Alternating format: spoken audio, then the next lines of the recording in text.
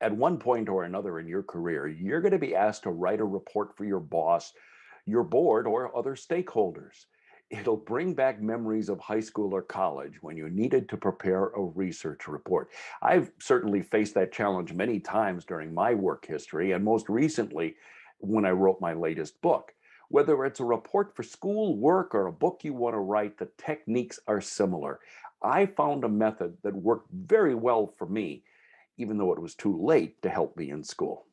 Hi, I'm Dave Edwards. Thanks for joining me today. I'm going to share with you some tips for making the process of writing and gathering information for a report you're preparing a little bit easier. If you like these kinds of videos, find that you enjoy this video, I would ask that you click the like button below and possibly even subscribe. I'd appreciate that very, very much. So how does my system work? Well, let's begin with how it worked for me in writing 2 books and the planning of 2 more. You'll see how you can adapt this to whatever writing project that you have.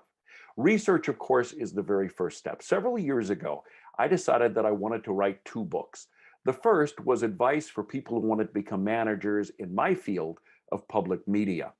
I also wanted to write a second book on how to become a better leader. Both would be based on my personal experiences, but would also need to incorporate research and case studies.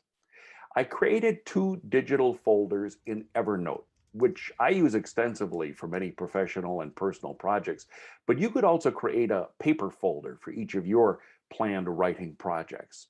Every time I saw an article or a study related to one of my topics, I would add it to the appropriate folder. As I said, I have 2 more ideas for books, so I have folders for each of them right now as well. Once I was convinced that I had plenty of material, I went through the files and used 4x6 index cards to make notes on each article's topic and ideas. If I found a quote that I might want to use, I'd write it verbatim and surround it with quotation marks. I'd also write down the person who was being quoted, their title, and the source where I found the information. I knew that would help me later when I needed to prepare my source list. If I found other information that I thought I might want to write about, I would carefully paraphrase the material.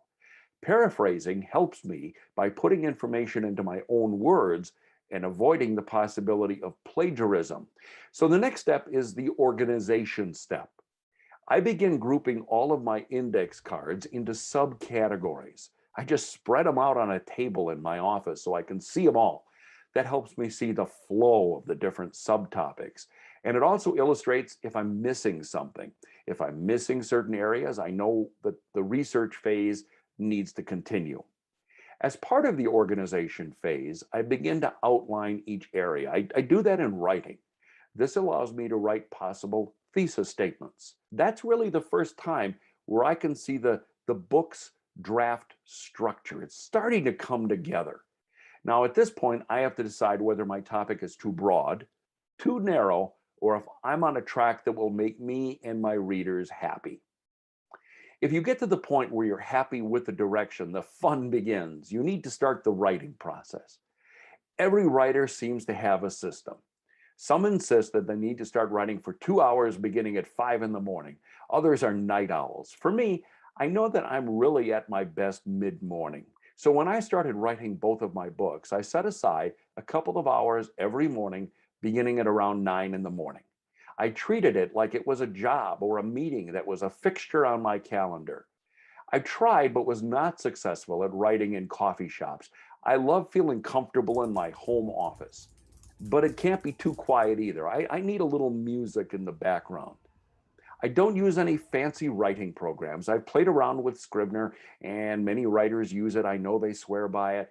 My experience is that it helps you with structure, but my note cards and filing system makes that unnecessary for me. So I actually write in Microsoft Word and I keep a running document in Dropbox. By the way, these are not paid endorsements. I'm just trying to share with you what I use. Really, the only other software that I use is Grammarly, which checks my spelling, my grammar, my sentence structure as I go along. The notes that I had previously organized are at my side. If I've done a good job, I could just follow each card as I write paragraph after paragraph. As you learned early in school, a good paper starts with a good thesis that telegraphs what you're going to be writing about. Usually by the time I begin to write, I'm reasonably confident in the central thesis. As I approach each chapter, I review my note card structure to find if it's part of the thesis. As I continue each chapter, I know that everything I write must support that chapter's thesis. I work off of every note card set aside for that chapter. When I'm done, I move to the next chapter. I usually take a break before I review the next set of cards and prepare its thesis. Some days I write faster than others, but after an hour, maybe an hour and a half to 2 hours, I find that my brain gets cloudy and I'm laboring too much to continue. I used to aim for 1,500 to 2,000 words a day, but I usually follow my rhythm. You know, when I start to get a little tired, I set it aside, I go do something else, and I come back to it later. We often hear about writer's block. For some people, it happens only at the beginning of a project, while others face it at the beginning of every writing session. Getting started can be a challenge, but I've learned how to beat that back, plus get into the groove of where I left off the previous day. I call this reverse writing. This means I begin the editing process while I continue to write. Each day when I sit down at my computer, I go back to where I started the previous day. I read everything out loud slowly. Doing so, I catch writing errors.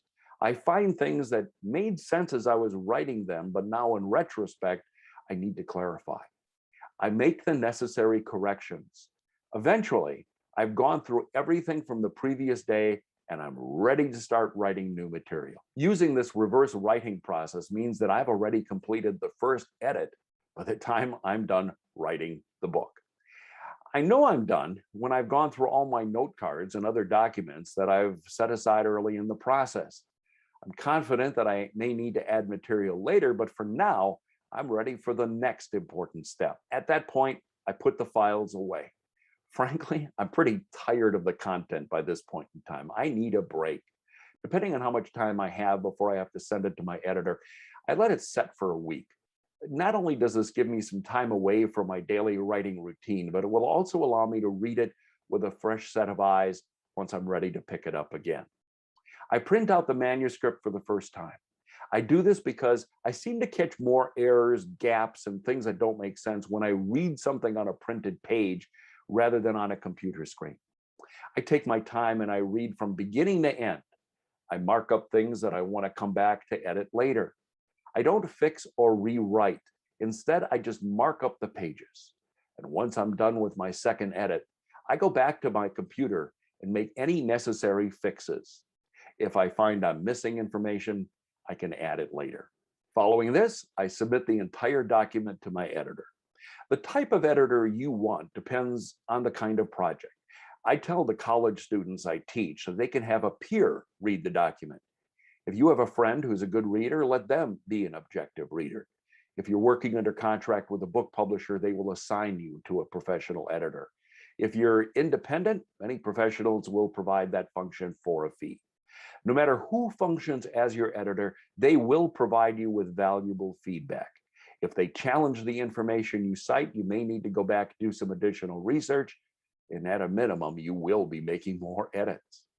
After this phase, I again put the document aside for a few days, print it out, do a final read. I refer to it as a final read, then a third or fourth draft, because I want to feel like we're nearing the end. When I'm done, there are only a few things that will need additional attention.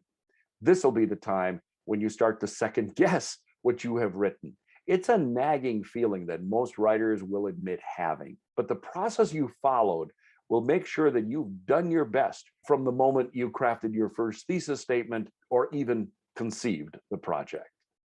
That's the way it works for me. Your writing process may be different. If you have some other ideas to streamline the writing process, leave a comment below or send me an email. I'd really like to hear from you. It's not easy, but I find it fun to get my ideas from my head to paper and then hopefully to a reader like you.